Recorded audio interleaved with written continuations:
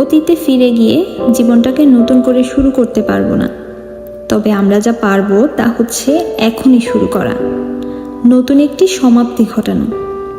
James আর শেরম্যানের 1982 সালের rejection নামের একটি বইতে তিনি খুব সুন্দর কিছু কথা বলেন।